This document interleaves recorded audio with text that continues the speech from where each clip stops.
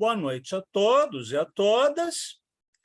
Hoje iniciaremos o curso Poetas de França, cujo nome faz homenagem à antologia organizada e traduzida por Guilherme de Almeida, que apresenta desde poetas medievais até autores da primeira metade do século XX. É homenagem também ao livro homônimo de Mário Laranjeira, Poetas de França Hoje, que é uma antologia que inclui autores que publicaram entre 1945 e 1995. Mário Laranjeira é um importante estudioso e tradutor de poesia francesa. Inclusive, ele publicou uma tradução integral das Flores do Mal, que eu considero uma das melhores traduções de Baudelaire para o português. O nosso curso pretende fazer um recorte histórico que começa com o trovadorismo provençal do século XIII, depois poetas renascentistas, como François Villon, considerado também o primeiro poeta moderno ou o primeiro poeta maldito da França, e depois faremos um salto histórico até os séculos XIX e XX, para estudarmos os poetas românticos, como Gerard de Nerval, simbolistas, vanguardistas e contemporâneos. Esse recorte temporal é arbitrário, mas corresponde a uma escolha pessoal de privilegiar períodos históricos, poetas e poemas mais próximos ao conceito de invenção. E a França, ao lado da Rússia e dos Estados Unidos, é o país que mais contribuiu para a renovação da linguagem poética. Vamos começar, portanto, com a lírica dos trovadores provençais. Conforme escreve Segismundo Spina, no livro A Lírica Trovadoresca, que eu sugiro a vocês que adquiram, quando possível, segundo Segismundo Spina, é no século XII que ganha consistência a lenta elaboração medieval, iniciada com o humanismo carolíngio, de uma mentalidade que renova a cultura da antiguidade, que descobre a natureza e a força libertária do individualismo, constituindo-se a gênese de nossa civilização. Fecha aspas. Portanto, a cultura provençal pode ser considerada como precursora do próprio Renascimento. A região da Provença, situada no sul da França, tinha como idioma a Languedoc, semelhante na ortografia ao francês falado no restante do país, a langue d'oeil, mas muito diferente na pronúncia, que se aproxima à do português e à do catalão. Por isso, nós pronunciamos Arnaut Daniel em vez de Arnaud Daniel. O que distinguia a Provença não era apenas a língua, conforme escreve Spina, mas uma acentuada civilização urbana, onde as cidades tinham independência política análoga às repúblicas italianas. Um desenvolvido regime municipal fomentava potentes focos mercantilistas. A divisão da propriedade era mais racional. Uma forte impregnação do direito romano tornava mais tênues os laços feudais.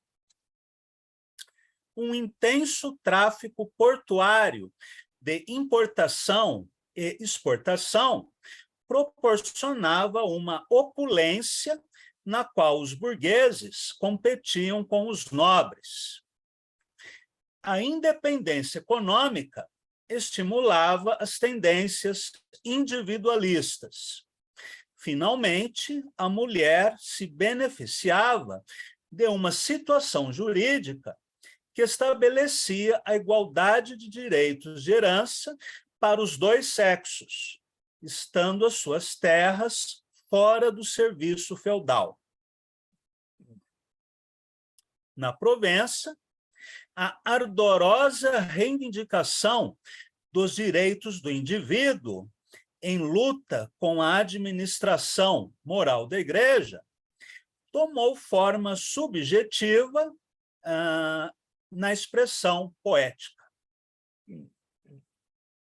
Segundo Augusto de Campos, não só de poesia nos falam os trovadores dos séculos XII e XIII. Sabe-se hoje que a comunidade provençal, esmagada pela cruzada contra os albigenses, ou cátaros, instituída pelo Papa Inocêncio III, é muito mais do que os tolos pretendem minimizar sob o rótulo de medieval, na acepção mais vulgar do termo. A livre concepção de amor de seus poetas, desrecalcando a repressão religiosa e alçando a mulher à posição de relevo e de dignidade que lhe eram negadas na sociedade patriarcal, pode ser lida como um signo subversivo de ideologias mais generosas, direcionadas para o futuro. Por isso mesmo, a dissidência linguística e política de Provença não poderia ser tolerada por mais tempo pelos poderosos da época, que liquidaram de um só golpe heresia e poesia. Fecha aspas.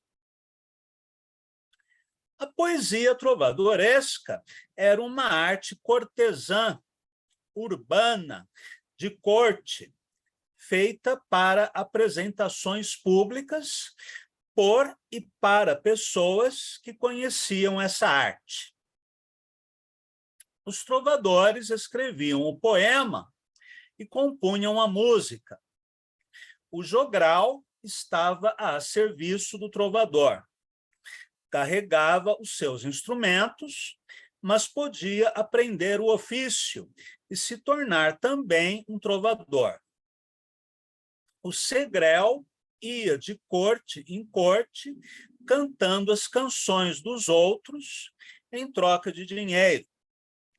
Ele fazia a difusão das cantigas, numa época em que não havia o livro impresso.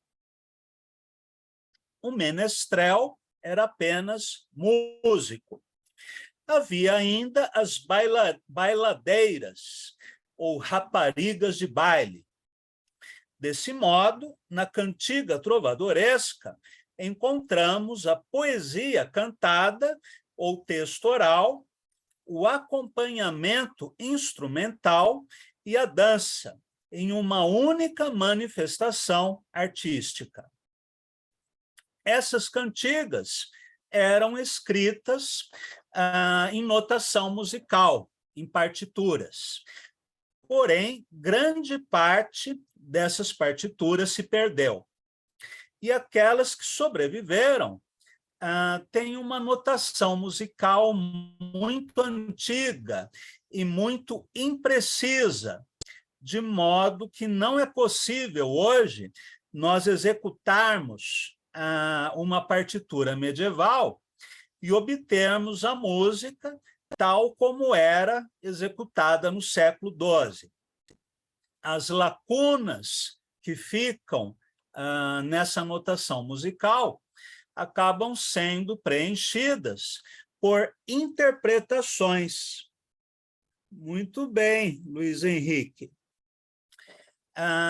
Essas partituras, então, se submetem a interpretações de músicos ou regentes, de modo que, quando nós ouvimos uma cantiga musical, uma cantiga trovadoresca, nós estamos diante de uma recriação do que talvez tenha sido aquela cantiga, mas sem uma exatidão propiciada hoje pela notação musical moderna. Bem,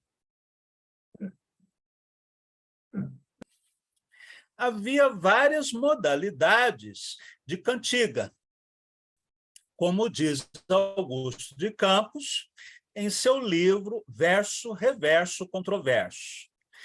O trobar rique, caracterizado pelo vocabulário mais rebuscado. O trobar clus, de estilo mais obscuro ou hermético. O trobar leu, estilo mais leve e suave. O serventês, forma satírica que recorda as cantigas de escárnio e maldizer do cancioneiro português, entre muitas outras.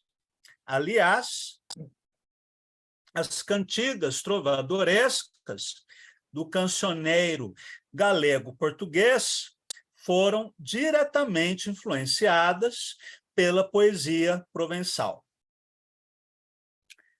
Além da estética, podemos ver no trovadorismo provençal uma ética e até uma metafísica de inspiração platônica. Conforme a doutrina do filósofo grego, o bem, o belo, o justo e o verdadeiro eram indissociáveis no mundo das ideias.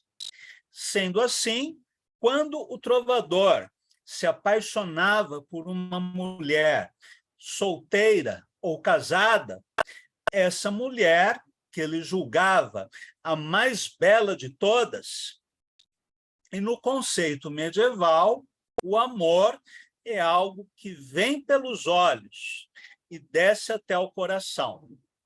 Era o veículo de sua salvação, a sua medianeira junto a Deus, usurpando, assim, o papel da Virgem Maria, em óbvia heresia. Essa ideia influenciou profundamente a seita dos fiéis do amor, ou Fideli d'Amore, na Itália, a qual pertencia Dante. E o seu culto a Beatriz tem esse mesmo significado. É Beatriz quem conduz Dante ao paraíso. Conforme escreve Spina, para os trovadores, a piedade feminina confere a mais alta virtude que o amor confere à mulher.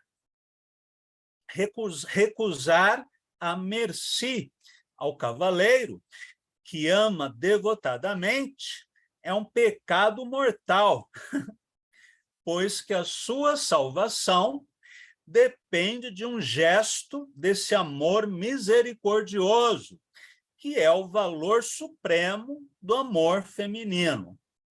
Portanto, se eu me apaixono, por uma dona, ela é responsável pela salvação da minha alma.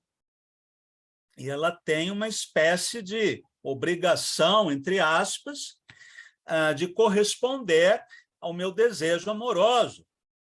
Caso ela recuse, ela será uma dame sans merci, que nós poderíamos traduzir como mulher ingrata, ou, para utilizarmos uma expressão do samba, a mulata malvada, de uma das canções do Gilberto Gil.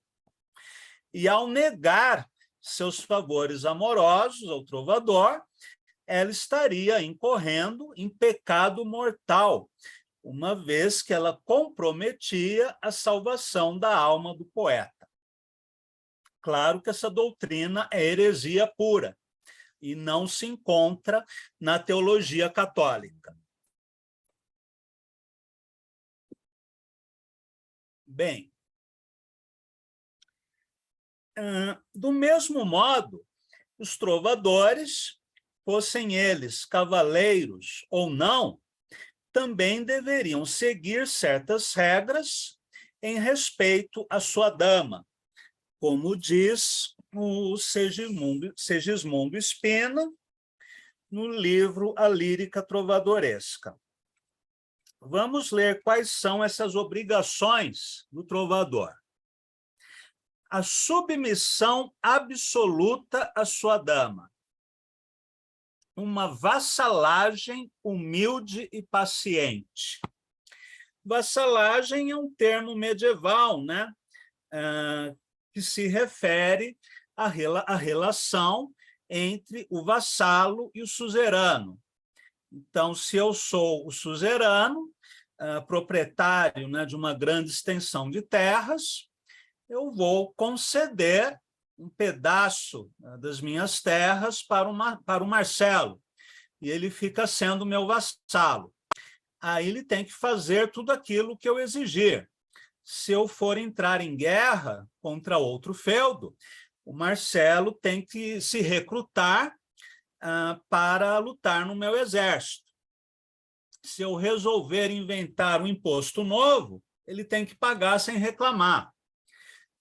Se ele se casa, a primeira noite, né, da esposa do vassalo é com o suzerano. Enfim, há uma série de obrigações, né, que o vassalo devia ao suzerano. Quando é feita, é tenso, né? Você casa, ainda ceder a mulher para o seu suzerano é ruim. Então, essa vassalagem que existia nas relações sociais é levada para o plano amoroso e metafísico. Então, o amante tem que fazer tudo aquilo que a sua amada mandar. Além disso, ele deveria prometer honrá-la e servi-la com fidelidade. Havia ainda o uso do senhal, que é uma imagem ou pseudônimo poético com que o trovador oculta o nome da mulher amada. Por que isso? Digamos que eu me apaixono pela mulher do suzerano. Se eu colocar no meu poema o nome da mulher do suzerano, ela é morta e eu também. Então, em vez de chamá-la de Gabriela, eu vou chamá-la de Susana, de Cíntia, de Maria, do que quer que seja. Mas eu tenho que preservar a honra e a vida da dama. Depois, a mesura, que significa prudência, moderação, a fim de não abalar a reputação da dama, pois a inobservância desse preceito acarreta a sanha da mulher, né? A fúria da mulher. Ou seja, digamos que eu combino com a minha amada, que vamos nos encontrar toda sexta-feira à noite, né, no Shopping Light, no centro da cidade. Aí ela arruma uma desculpa, né, para o marido. Eu vou lá na igreja toda sexta-feira, eu tenho que rezar uma novena, tudo bem. Agora, se além da sexta-feira eu também quero a segunda e a quarta, aí eu já estou sendo abusado. Então, é bom manter a prudência. Continuando. A mulher excede a todas do mundo em formosura, de que resulta o tema do elogio impossível. Ou seja, eu nem posso olhar para o lado, não posso ver mulher nenhuma, só aquela a quem eu prometi fidelidade. É a monogamia levada a uma dimensão metafísica. Por ela, o trovador despreza todos os títulos, todas as riquezas e a posse de todos os impérios. Então, de repente, se eu for convidado, né, a participar de uma cruzada, e eu vou receber o título de barão, vou receber uma terra, e a minha amada dizer, você não vai para a cruzada coisa nenhuma. Ah, sim, senhora, eu fico aqui, eu não vou para a cruzada. Então, é obediência total e desprezo a qualquer bem mundano. O desprezo dos intrigantes da vida amorosa. Então, se de repente o Luiz Henrique Sá chega para mim e fala, sabe a mulher do suzerano, né, que você é apaixonado, eu vi ela da prosa lá para o escudeiro, não sei, acho que está rolando uma treta, aí eu tenho que cortar a conversa na hora, falar para o Luiz Henrique Sá, né, que a minha dama é perfeita e que ela jamais ficaria com o escudeiro. Invocação de mensageiros da paixão amorosa, né, os pássaros. Em vários poemas trovadorescos, tanto na França quanto em Portugal, é comum a citação de animais que cumprem a função de mensageiros.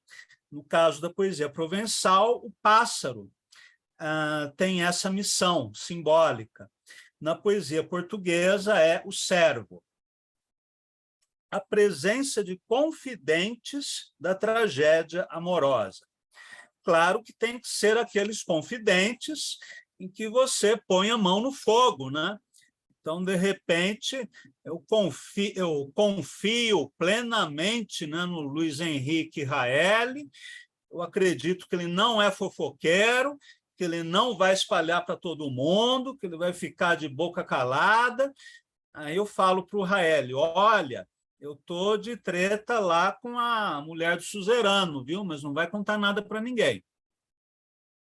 Depois, a perturbação dos sentidos, que atinge, às vezes, a loucura. Isso vem da própria poesia grega, da poesia de Safo, em especial. É uma pena que eu não estou com o livro dela aqui, mas ela fala, por exemplo, que quando ela vê o homem que ela ama, ela sente uma série de reações físicas, né? A pele treme, a cor da face muda, a expressão do olhar, ela sua, enfim, tem uma série de sintomas físicos do amor. Eu voltarei a esse tema já na próxima aula. O Rael escreve, impossível de ler? Não entendi, Luiz Henrique. Bom, então a perturbação dos sentidos que pode até levar à loucura. A impossibilidade de declarar-se quando em presença da mulher. Então, embarga-se-lhe a voz e treme como as folhas ao vento. Aliás, uma imagem extraída da poesia de Safo. A perda do apetite, a insônia, o tormento doloroso, a doença e a morte, como solução de seu drama passional. Então, aqui é um sertanejo universitário levado aos extremos possíveis, né? A um grau de radicalização total, né? É aquele sofrimento de amor que leva até a morte. Aliás, a morte de amor é um tema básico da poesia medieval.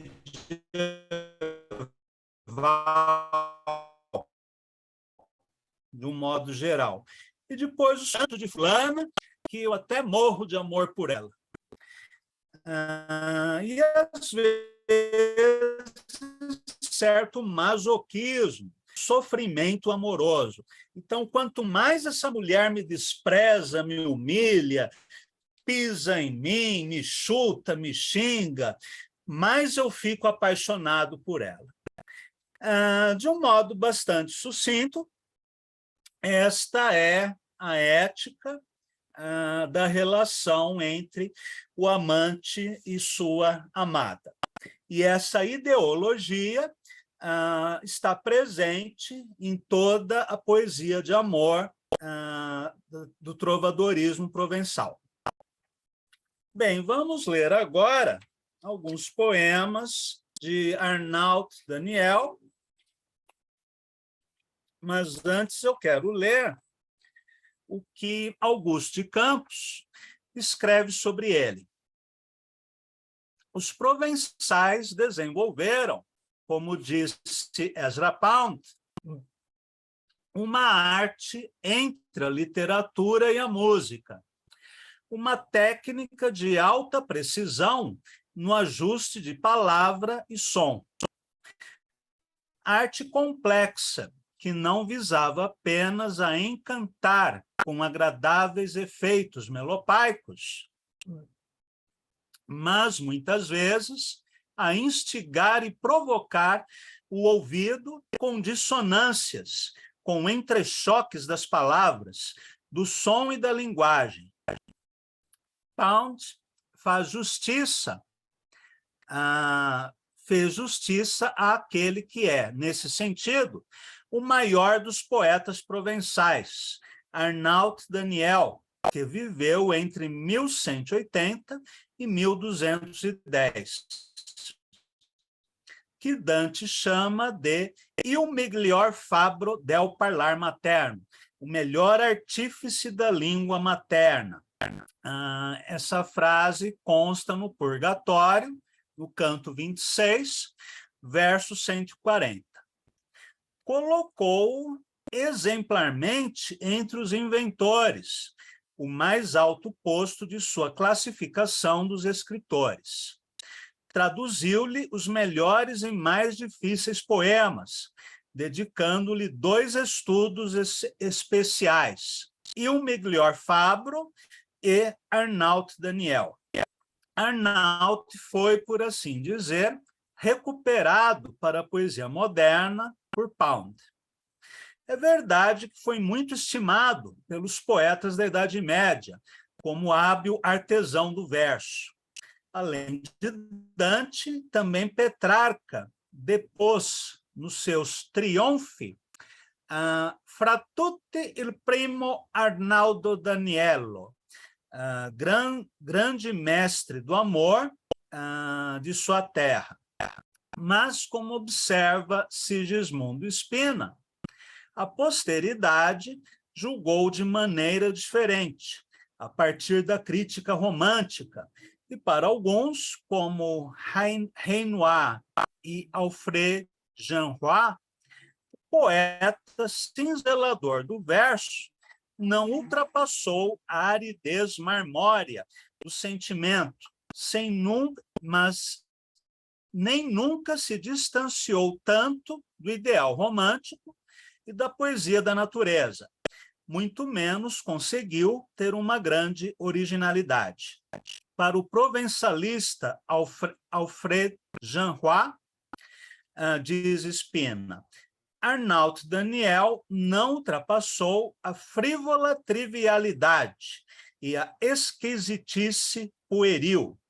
Nega-lhe originalidade de pensamento, chegando mesmo a falar numa insignificância total do pensamento arnaldiano, depois de analisar as peripécias e o malabarismo verbal do trovador. Esse tipo de incompreensão acontece com todos os poetas inventivos. Participando ao mesmo tempo do trobar clus, mais hermético, e do trobar ric, isto é, praticando uma poesia que se caracterizava simultaneamente pela extremada condensação do pensamento e pela invenção verbal, Arnaut Daniel foi, por muito tempo, tido como poeta obscuro e afetado.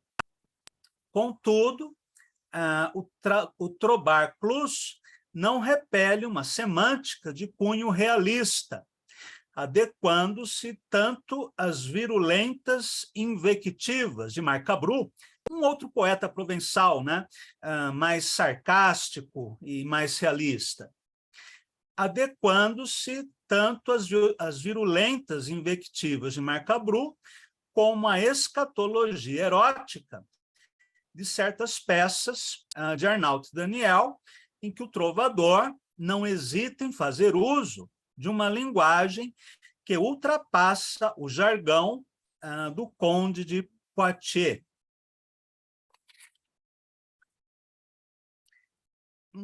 Eu vou ler apenas esses trechos do ensaio, não vou ler o parágrafo final.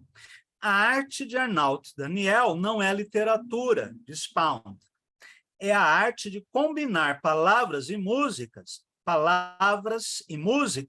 numa sequência onde as rimas caem com precisão e os sons se fundem ou se alongam. Arnaut tentou criar quase uma nova língua, ou pelo menos ampliar a língua existente e renová-la. Uma forma poética criada por Arnaut é a sestina, a composição formada por estrofes de 6 versos. Mas ele foi extremamente inventivo, sobretudo na distribuição das rimas, como veremos a seguir. Primeiro, eu vou ler a biografia de Arnaut Daniel, escrita já na Idade Média. Todos os trovadores provençais chegaram até nós em manuscritos em que os poemas são antecedidos por notas biográficas curtas.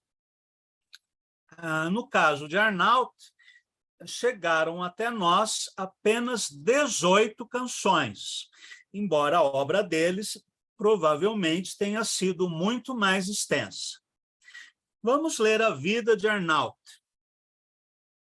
Arnaut Daniel foi daquela província de que foi Arnaut de Maruel, do bispado de Périgord, de um castelo que se chama Ribeirac, e foi gentil homem, ou seja, aristocrata. E aprendeu bem letras, e se deleitou em trovar. E abandonou as letras, e se fez jogral, e adotou um modo de trovar em rimas raras, razão porque suas canções não são fáceis de entender nem de aprender.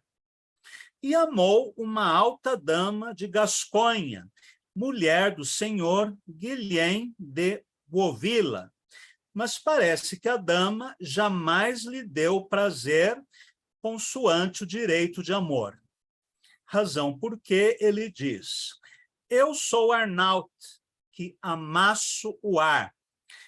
Em provençal é: eu sou Arnaut, que amass Laura. Agora, esse Laura, L apóstrofo Laura, pode ser lido de 2 maneiras. Eu sou Arnaut, que amasso o ar, ou eu sou Arnaut, que amo Laura.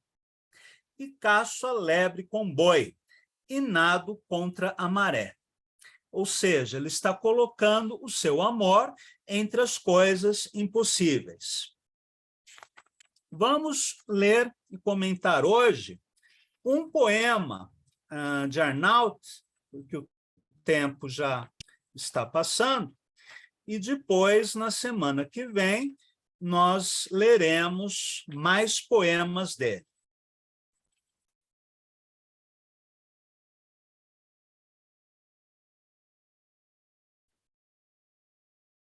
A cantiga número 9, que se chama exatamente Laura Amara, ou seja, Aura Amara, ou Laura Amara, né, literalmente.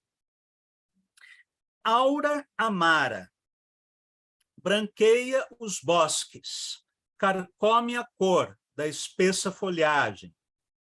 Os bicos dos passarinhos ficam mudos, pares e ímpares, e eu sofro a sorte, dizer louvor em verso só por aquela que me lançou do alto a baixo, em dor, madama que me doma. Logo nos primeiros versos dessa estrofe, nós temos uma sequência alfabética. A, Aura Amara. B, branqueia os bosques. C, carcome a cor. D, dá. E, espessa. F, folhagem. Segunda estrofe. Foi tão clara a luz do seu olhar que em meu coração gravou a imagem. Dos ricos rio, seus vinhos, damas e ludos parecem-me vulgares. Só tenho um norte, morrer de amor, imerso no olhar da bela, que me tomou de assalto, seu servidor ser, dos pés até a coma. Amor, para, que queres mais provar? Por que torturares o teu pajem? Só os picos dos teus espinhos, pontiagudos, dares, flor, negares. A alma é forte, mas o corpo inverso já se rebela e quer de um salto colher a flor de boca, beijo e aroma. Se me ampara essa a quem vivo a orar, no calor da sua hospedagem, justifica os meus descaminhos, muda os pesares dos meus pensares, mas antes morte contrapor adverso do que perdê-la, só meu sobressalto, que o seu valor é mais do que qualquer soma. Faz-se cara que me faz pervagar, sem temor, atrás de uma miragem, nos becos, pelos caminhos, mais desnudos, por ares e por mares, em louco esporte, surdo ao rumor perverso, somente a ela sobreamo, falto de senso, amor maior que a Deus, tem doma. Vai, prepara canções para doar, trovador, ao rei em homenagem. Rústicos pães, duros linhos, serão veludos, raríssimos manjares.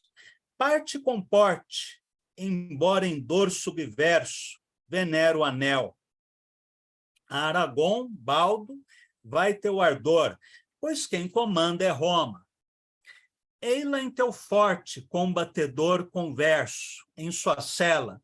Sou prisioneiro, Arnaldo, esse sabor de amar ninguém me toma.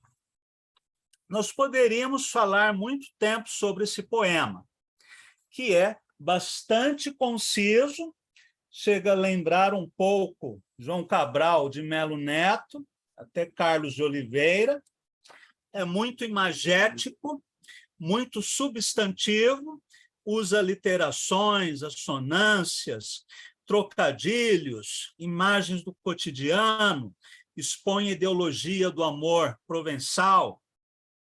Mas o que mais chama a nossa atenção aqui são as rimas. Para quem ouve o poema pela primeira vez, há a impressão de que não há rimas. Isso porque Arnaut Daniel não coloca as rimas dentro da mesma estrofe. Por exemplo, na sequência AB, AB, A, BB, A. Ele vai rimar os versos das estrofes. Por exemplo, o primeiro verso da primeira estrofe vai rimar com o primeiro verso da segunda estrofe, com o primeiro verso da terceira, da quarta, da quinta, e assim por diante. O segundo verso da primeira estrofe vai rimar com o segundo verso de cada uma das outras estrofes. E assim o terceiro, o quarto e o quinto versos. Por exemplo, vamos ler apenas o primeiro verso de cada estrofe. Aura amara, foi tão clara, amor para, se me ampara, face cara, vai, prepara. Segundo verso, branqueia os bosques, porque Augusto quebra a palavra carcome. Então, o segundo verso acaba com car. A luz de teu olhar, que queres mais provar? Essa a quem vivo a orar, que me vai pervagar, canções para doar. Terceiro verso, come a cor, que em meu cor, porque tor no calor, sem temor, trovador. E assim por diante. As rimas não acontecem dentro das mesmas estrofes, mas entre as estrofes. Essa é uma das várias inovações de Arnaut Daniel no campo da rima, tema que continuaremos a estudar na próxima semana.